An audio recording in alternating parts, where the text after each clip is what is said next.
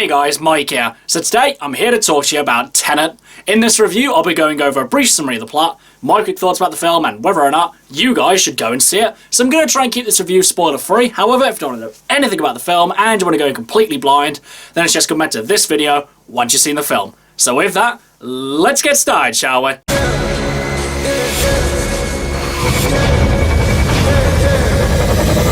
That part is a little dramatic.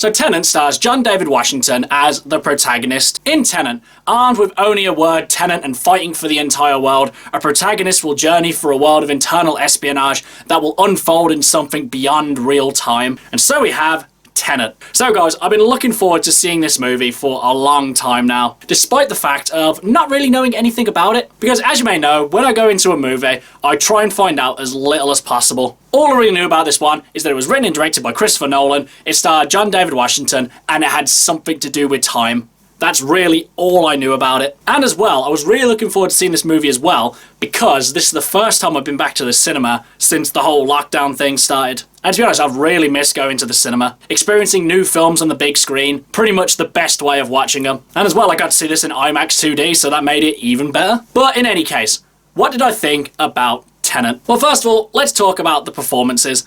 The performances were good in this film. The characters were charming enough and interesting enough to pretty much get you through the story. Though, to be honest, beyond that, they didn't really stand out in a significant way. I would say it's mainly because this movie is more plot-driven than it is character-driven. I'm not saying that these characters are bad, far from it, but they're definitely one of the least interesting parts about the film. I would say that everyone did give really good performances. No one was particularly bad in this movie, except I would probably say Kenneth Branagh. Now don't get me wrong, Kenneth Branagh is an amazing actor, but I would say it was incredibly distracting hearing him do a Russian accent throughout the whole film. His accent did make his character a little bit distracting, and I probably didn't get into his character as much as I probably would have done had he not had such a thick accent. John David Washington was good in this as well. He's really coming into his own in the last couple of years. And to be honest, I only see his career going upwards from here. Even though I haven't liked every single thing that he's been in, he's always given a good performance nonetheless. And as well, with John David Washington's character as well,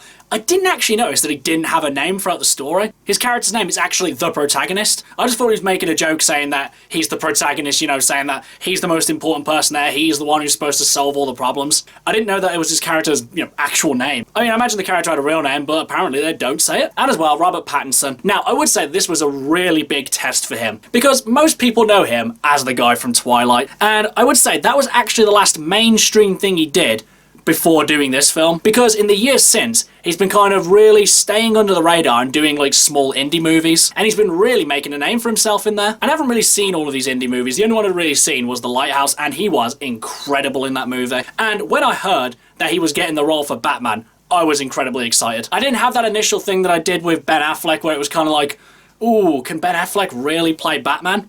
Though I still had faith in him, I did have that initial, ooh, really? But with Robert Pattinson, I was really incredibly excited to hear that he was going to be playing Batman. And I was really glad that he was in this film, because it gives a mainstream audience a chance to see that this guy isn't just the Twilight guy. And I would say that he was good in this film. And I would say that he was kind of pretty much the same as everyone else. Decent enough, interesting enough to kind of get you through the story. He didn't really exceed any expectations, nor did he disappoint either. And to be honest, I really can't wait to see what he does with Batman. But going back to my point about this being more plot-driven, that is definitely the case with this one. Because obviously with everything that's going on in this movie, the characters can be overshadowed. Because you're dealing with time travel, you're kind of dealing with parallel universes, sort of, alternate realities, and all this stuff can be quite distracting from the characters. And honestly, if a lesser talent handled Tenet, then this whole film would have come across incredibly goofy. Because there's a lot of things that, if done poorly, could have become incredibly hilarious.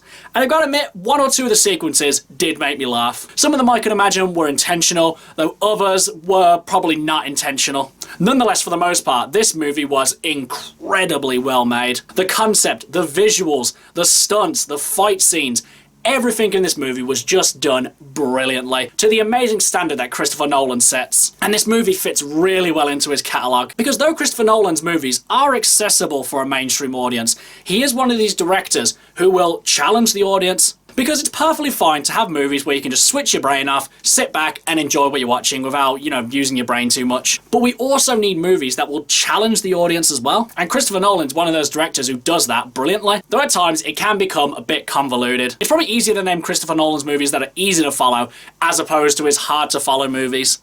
Honestly, something that kept going through my head throughout the whole of Tenet was this reminded me a lot of Inception. Because I remember when I first watched Inception, I really couldn't follow what was going on. There were a lot of names to remember, there were a lot of concepts to remember, plot points, previous information. There was just so much that you had to take in within like 2 hours or 2.5 hours. And in the years since watching Inception, it all really does make sense now. I could watch that film, no problem. And I really feel that's the way that Tenet's gonna go, because to be honest, for the most part, I had no idea what was going on in this film. During a scene, I'd really be questioning what was going on, but then when you came towards the end of the scene, what I'd watched did make sense. So coming out of the movie, I did understand what was going on, but during the experience, it did become quite hard to follow. And to be honest, I would say the main issue for kind of finding this movie a bit hard to follow wasn't necessarily the plot itself, it was the dialogue.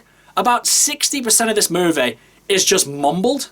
I couldn't understand most of what anyone said in this film, and I thought it was just me. Like, I was wondering, maybe it's just my hearing, maybe I just couldn't hear what was going on. But the people I went with also said the same thing, that some of the dialogue, or probably most of the dialogue, was mumbled. I mean, in the opening opera house scene, there's so much loud music, there's people wearing masks, shouting, mumbling. I just had no idea what was going on. Only in the little sections where they had subtitles could I understand what was going on, because most of it sounded like everyone was just trying to do an impression of Bane. Alright, we've got to be the time police, we're gonna stop the Batman! And that also actually brings me on to probably the weakest part about the film. I mean, the visuals are amazing, the storytelling's amazing, the performances are really good. From a concept level, this film is incredible.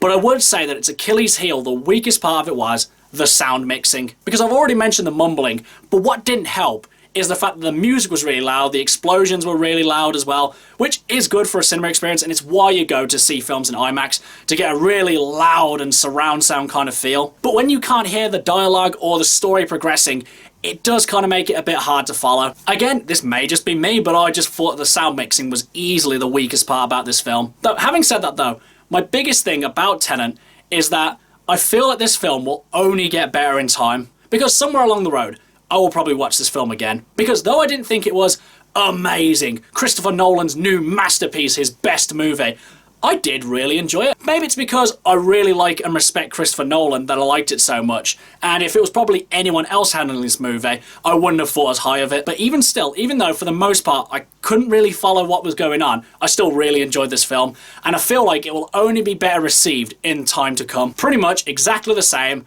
as Inception. Overall, guys, Tenet was definitely an experience. One that I am really glad that I saw in the cinema. The performances, really good. Visuals, amazing. Concept, incredible. Absolute Nolan brilliance. I think I'm going to find that I didn't enjoy this movie as much as most other people will. Nonetheless, this was still an incredible movie, which I'm really glad I went to see. But now, as for whether or not, you guys should go and see it. Like I said, this was the first film I've seen in the cinema in about 5 months. But the real question is this movie worth going to the cinema to go see? Because with everything going on right now, we're all pretty much taking a risk going outside. And I would say, yes, this film is definitely worth seeing in the cinema. If you can, see it in IMAX 2D. That is easily the best way of watching this movie. Pretty much the best way of watching any movie, but Christopher Nolan movies just play really well in IMAX. But honestly, if you're feeling a bit cautious about going out to the cinema and you don't feel it's safe, then I wouldn't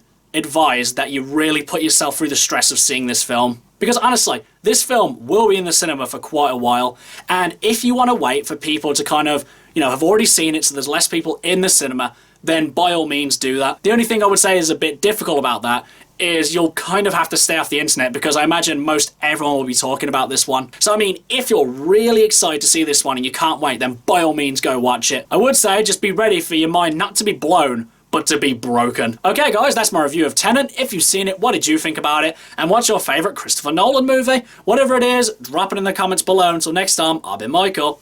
See ya!